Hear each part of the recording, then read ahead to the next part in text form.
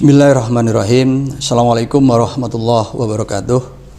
Alhamdulillahirabbil alamin wassalatu wassalamu ala asyrofil anbiya wal mursalin nabiyina Muhammadin wa ala alihi wa sahbihi ajmain, amma ba'du. Qala Allah Ta'ala fil Qur'anil Karim, ya ayyuhalladzina amanu kutiba alaikumusiyam kama kutiba alal ladzina min qablikum la'allakum tattaqun. Shadaqallahul adzim. Kita akan memasuki bulan suci Ramadan, bulan yang penuh berkah. Kita menyambut dengan sukacita, tetapi seringkali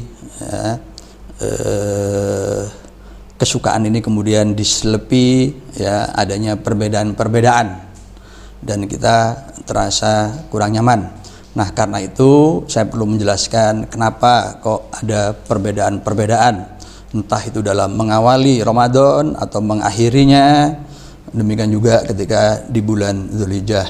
Salah satu contoh itu hari raya yang terjadi pada tahun 1989 di berbagai negara itu, Idul Fitri itu terjadi 3 hari berturut-turut, 3 hari berbeda, yaitu Kamis 6 April, Jumat 7 April, Sabtu 8 April. Itu di beberapa negara seperti Bahrain, Kuwait, Qatar, Saudi Arabia, dan Tunisia itu hari Kamisnya, Aljazair, Irak, Jordan, Maroko itu Jumatnya, kemudian Sabtu 8 April India, Oman, dan Pakistan. Nah, itu fenomena yang kita perlu tahu bahwa perbedaan itu bukan hanya terjadi di negara kita, tapi di luar pun juga berbeda. Karena itu kalau ada perbedaan jangan bersitegang, jangan bertengkar. Nah, untuk itu mari kita pahami lebih lanjut tentang awal bulan, baik itu Ramadan, Syawal maupun Dzulhijjah. Seringkali ini rujukan utamanya di dalam surah Al-Baqarah ayat 185. Poinnya itu ada pada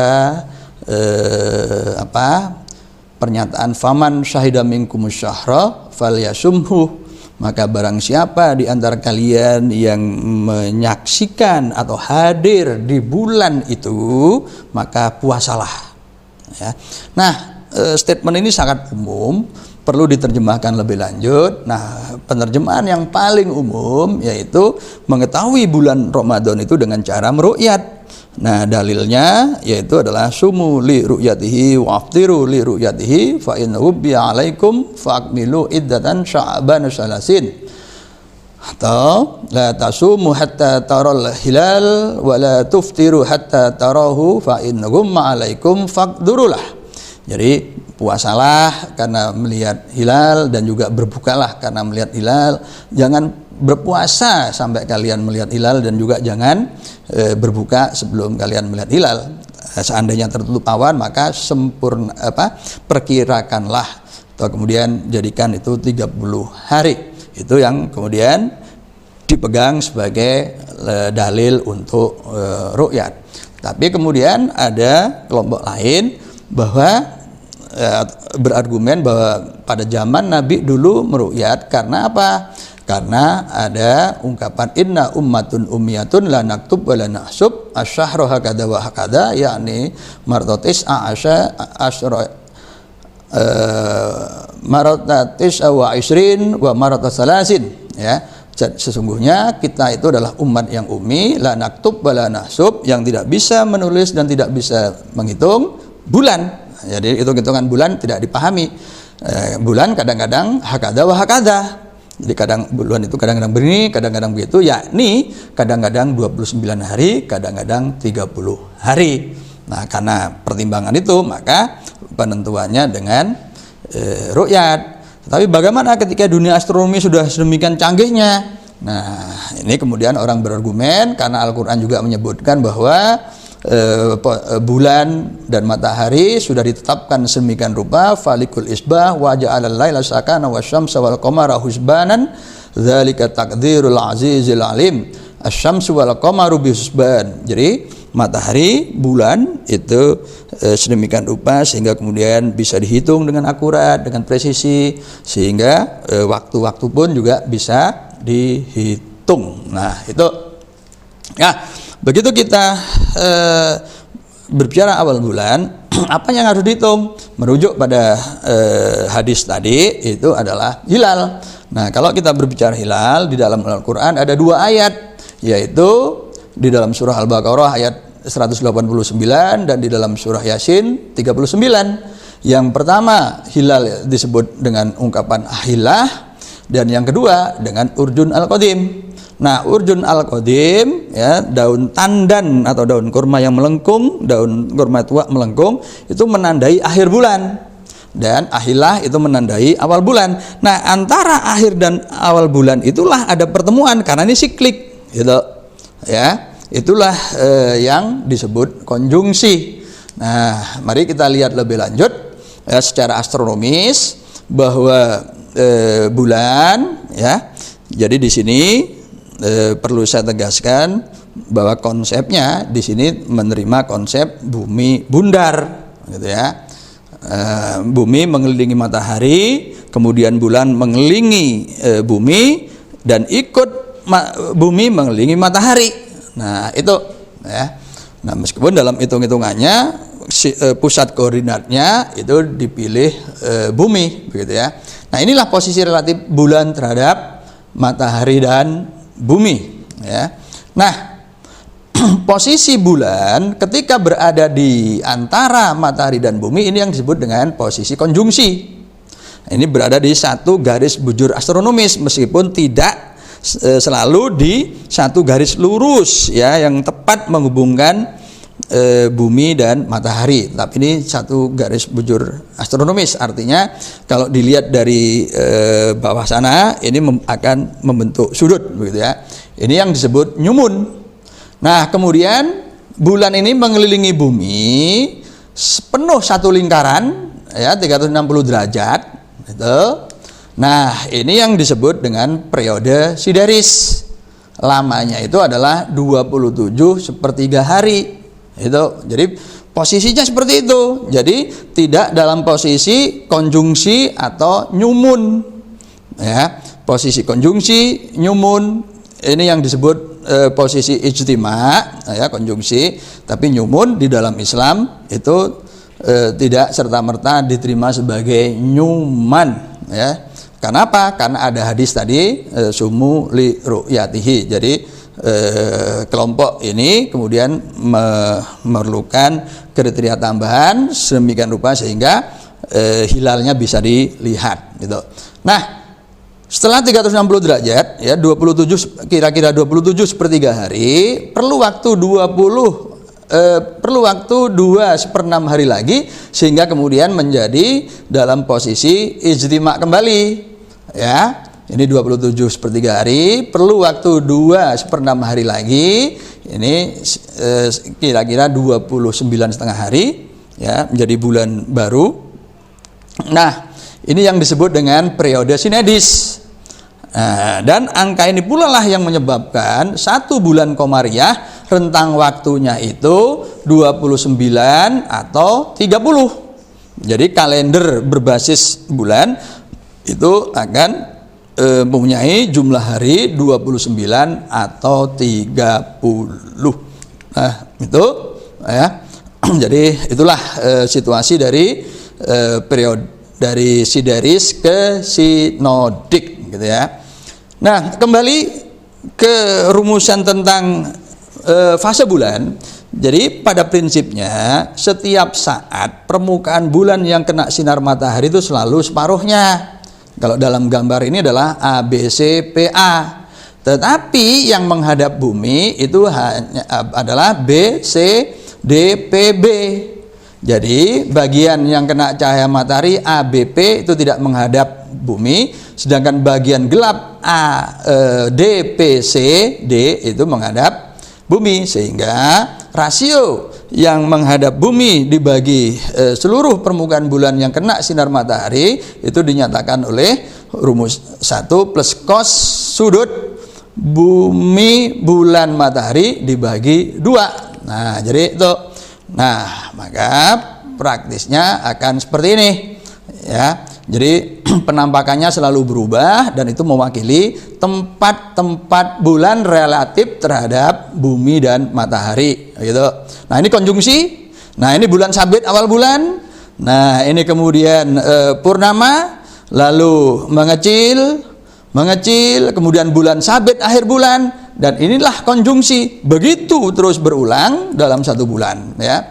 Nah, posisi konjungsinya itu sudah dirilis oleh semua departemen biologi, universitas besar di dunia. Salah satu contohnya adalah ini, ya. Bahkan kita juga bisa mencari konjungsi di waktu-waktu yang lain selain tahun 2020, ya, entah itu 2021, 2022 dan seterusnya. Itu. Nah, di dalam menentukan tinggi hilal, ya, para ahli falak di Indonesia itu umumnya, ya, itu menggunakan kalau menggunakan metode yang sudah dikembangkan oleh Kementerian Agama bekerja sama dengan Departemen Astronomi ITB, itu metode ephemeris, ya. Tapi kalau metode konvensional cukup banyak ragamnya. Nah, dalam metode ephemeris ini sudah melibatkan mempertimbangkan atmosfer, kemudian dip atau ketinggian tempat pengamatan, lalu koreksi paralak dan seterusnya, gitu ya. Nah, dan perbedaan itu, ya, kalau di Indonesia itu selama ini terjadi perbedaan dan perbedaan itu muncul jauh sebelumnya, itu sebenarnya terjadi di kalangan para penganut hisab sendiri. Ya, mengapa? Sebenarnya hitungannya sama. Nah, kenapa Pak berbeda? Karena kriteria yang disebut sebagai bulan baru itulah yang berbeda, gitu, ya. Jadi misalkan antara Muhammadiyah dan Persatuan Islam sama-sama menganut hisab, sama-sama tahu kapan itu 1 Syawal, 1 Ramadan, 1 Dzulhijjah jauh sebelum sidang isbat, tetapi karena kriterianya berbeda, itu bisa kemudian juga jadi berbeda, begitu. Nah, imkanur ru'yat itu maksudnya bukan ru'yat, tetapi berapa ketinggian hilal yang diperkirakan, ya. Kalau tinggi segitu itu hilal sudah bisa dilihat. Nah, kalau kurang dari itu, hilal itu nggak bisa dilihat, sehingga kalau ada orang ngaku berhasil meru'yat itu akan ditolak. Nah, itulah yang dimaksud dengan imkanur ru'yat, itu loh. Jadi ketinggian minimum. Nah, masalahnya adalah ternyata imkanur ru'yat itu untuk berbagai negara beda-beda, nggak satu angka. Contoh Malaysia, Menteri Agama Brunei, Indonesia, Malaysia, Singapura itu 2 derajat tingginya. Mesir, Jordan, Turki itu berbeda, gitu ya. Sedangkan wujudul hilal itu adalah kondisi khusus dari imkanur ru'yat, yaitu hanya sama dengan 0 derajat. Jadi selama itu sudah positif, maka wujudul hilal menyebutkan bahwa besok itu sudah bulan baru. Nah, kapan penentuannya? Nah, penentuannya adalah tanggal 29 di saat maghrib. Untuk itu kita lihat dulu apa yang disebut situasi maghrib.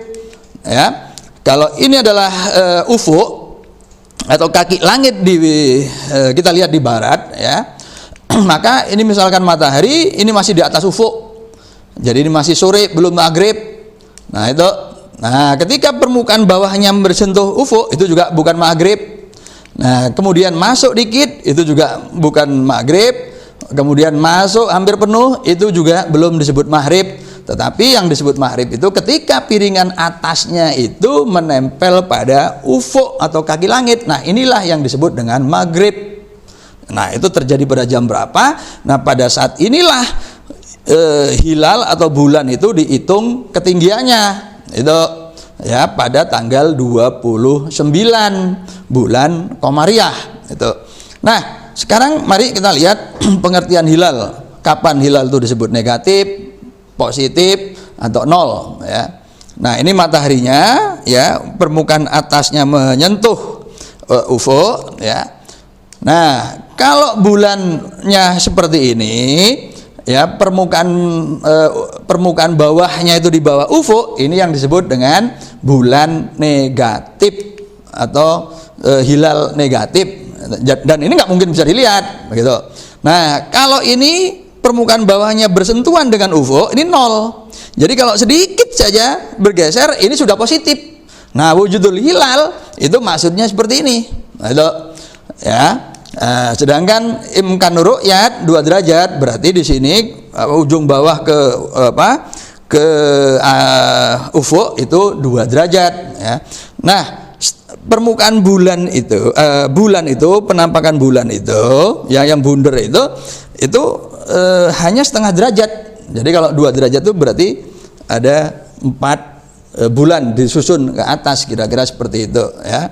Nah, ini contoh hilal positif ya. Nah, tadi saya singgung kriteria imkanur ru'yat tinggi 2 derajat. Nah, itu tingginya itu yang sebelah kiri ya. Usia bulan, jadi yang usia bulan itu berarti konjungsi ke maghrib ya, jaraknya itu disebut usia bulan. Nah, kemudian matahari ke bulan itu adalah jarak elongasi. Nah, imkanur ru'yat itu ada 3 kriterianya. Tinggi 2 derajat, jarak bulan matahari atau elongasinya 3 derajat, lalu waktu atau usia bulannya itu 8 jam itu. Tetapi dalam praksis seringkali yang dipakai itu hanya ketinggian ya, yaitu 2 derajat begitu. Nah, sekarang seandainya kita tahu tinggi hilal pada saat maghrib tanggal 29 atau tanggal berapalah begitu ya, maka kemungkinan hilal itu bisa dilihat ya, yaitu sejak maghrib ya sampai tinggi hilal itu dikalikan 4 menit. Kenapa? Karena rotasi bumi ya 24 jam itu 360 derajat, sehingga 1 jamnya 15 derajat, sehingga 1 derajatnya 4 menit. Jadi kalau ketingginya misalkan 3 derajat, lalu maghribnya itu 17.30, maka seandainya hilal itu bisa dilihat, itu bisa dilihatnya hanya 12 menit, yaitu sejak 17.30 sampai 17.42. Jadi kalau ada orang ngaku berhasil melihat hilal, kemudian ditanya lalu mengatakan melihatnya tadi jam 18.00, itu tidak mungkin, karena itu sudah lewat 18 menit dari ketika hilal itu bersentuhan dengan ufuk. Jadi pada jam 6 bulan itu sudah di bawah ufuk, jadi nggak mungkin bisa dilihat. Nah, jadi ini supaya kita tahu kalau ada orang mengaku-ngaku, supaya kita tidak tertipu begitu ya. Nah, prinsip-prinsip penentuan bulan adalah sebagai berikut. Jadi ditentukan pada hari ke-29. Jadi kalau mau menentukan 1 Ramadan itu ditentukan pada 29 Sya'ban. Pada tanggal 29 Sya'ban itu ditentukan waktu maghribnya. Nah, setelah itu ditentukan waktu ijtima pada saat itu. Nah, apakah itu ijtimanya itu terjadi setelah maghrib atau sebelum maghrib? Nah, begitu. Nah, kalau sebelum maghrib, maka kemudian ditentukan posisi bulan apakah negatif atau positif. Kalau positif, apakah lebih dari kriteria imkanur ru'yat atau kurang. Nah, poinnya seperti ini ya. Jadi kita tentukan pada tanggal 29 itu waktu konjungsi dan waktu maghrib. Kalau waktu konjungsi itu terjadi setelah maghrib, jadi misalkan maghribnya 17.30, konjungsinya jam 6 malam, berarti besok itu tanggal 30, tanggal 1-nya lusa. Nah, begitu ya. Nah, kemudian itu kalau konjungsi terjadi setelah maghrib. Nah, sekarang kalau konjungsi terjadi sebelum maghrib, di sini ada 3 kasus ya. Kasus yang pertama, kalau konjungsi hilalnya negatif seperti tadi ya, pengertian negatifnya sudah saya jelaskan. Kalau negatif, maka besoknya juga disempurnakan tanggal 30 Sya'ban. Lalu 1 Ramadannya lusa, sama semua. Ya, baik imkanur ru'yat maupun wujudul hilal itu akan sama. Tanggal 1-nya lusa. Nah, kemudian kalau positif, lihat dulu positifnya itu kurang dari imkanur ru'yat atau lebih besar dari imkanur ru'yat. Kalau lebih besar dari imkanur ru'yat, kompak, besok sama tanggal 1-nya, nggak ada perbedaan. Tetapi kalau positif, tetapi di antara 0 sampai kriteria imkanur ru'yat. Jadi kalau misalkan imkanur ru'yatnya 2, ternyata tinggi hilalnya 1.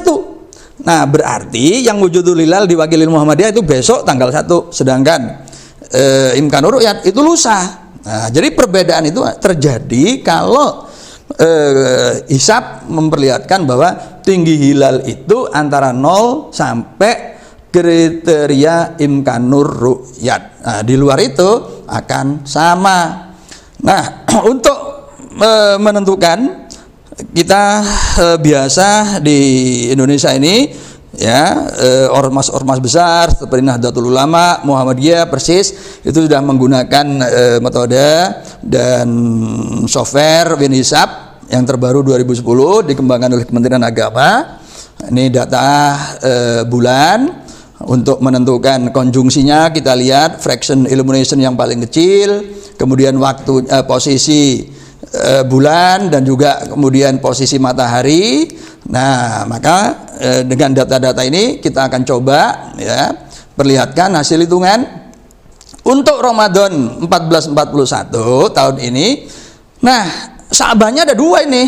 Jadi wujudul hilal Sya'bannya 22. Sedangkan imkanur ru'yat 23 April. Kalau seperti ini ya, bisa dipastikan bahwa 1 Ramadannya itu akan terjadi pada tanggal 24 April. Ya, karena apa? Karena nggak mungkin tanggal 25, kalau tanggal 25, tanggal 22 itu jadinya Sya'bannya jadi 31 hari. Itu nggak mungkin gitu ya. Nah, untuk ngecek mari kita lihat 23 April itu ijtima'nya ya jam 9, sunsetnya 17.26, berarti di bawah ufuk sebelum maghrib. Nah, maka kemudian kita lihat tinggi hilal. Nah, tinggi hilal ternyata 3 derajat 43 menit. Jadi di atas kriteria. Maka besoknya yaitu 24 itu pasti tanggal 1 Ramadan. Itu untuk Ramadan. Karena 1 Ramadan 24 April, maka 29 Ramadannya itu adalah 22 Mei. Nah, ternyata ijtima'nya 23 Mei, jadi bukan pada 22 Mei, sehingga 1 Syawalnya pasti 24 Mei. Ya, mengapa? Karena pada saat sidang isbat tanggal 22 Mei itu belum terjadi konjungsi, sehingga nggak mungkin juga bisa dilihat nggak mungkin kemudian ada hilal awal bulan, karena bulan itu belum berakhir. Berakhirnya baru tanggal 23 dini hari, sehingga 1 Syawal itu akan 24 Mei kompak, nggak ada perbedaan. Demikian juga dengan Dzulhijjah, karena Dzulqa'dahnya 29 itu ada 2, 20 dan 21, maka seperti halnya tadi Ramadan, 1 Dzulhijjahnya akan sama, yaitu 22 Juli. Karena 1 Dzulhijjahnya 22 Juli, berarti 10 Dzulhijjahnya 31 Juli. Itu, dan itu bisa dicek bahwa ijtima' 21 Juli terjadi pada dini hari jam 00.33 ya, sunsetnya 17.25, tinggi hilal pada 21 Juli itu adalah 7 derajat, jadi sudah cukup tinggi itu. Jadi tidak ada perbedaan untuk Ramadan, Syawal dan Dzulhijjah. Nah, marhaban ya Ramadan. Di dalam rangka menyambut bulan suci Ramadan, saya hanya ingin menyampaikan pesan selamat menyongsong bulan suci Ramadan. Tolong timbang berat badan dan juga ukur lingkar perut ya. Kemudian catat, lalu ulangi pada saat menjelang Idul Fitri ya, timbang badan lagi, ukur lingkar perut lagi, lalu bandingkan apakah berkurang atau bertambah. Kalau bertambah itu salah satu tanda-tanda kita bermasalah selama Ramadan. Hitung-hitung berpuasa ternyata kita justru lebih banyak makan, sehingga berat badan dan juga lingkar perut kita jadi jauh lebih besar. Itu yang harus kita hindari. Terima kasih. Itulah awal bulan Ramadan, Idul Fitri dan Dzulhijjah. Assalamualaikum warahmatullahi wabarakatuh.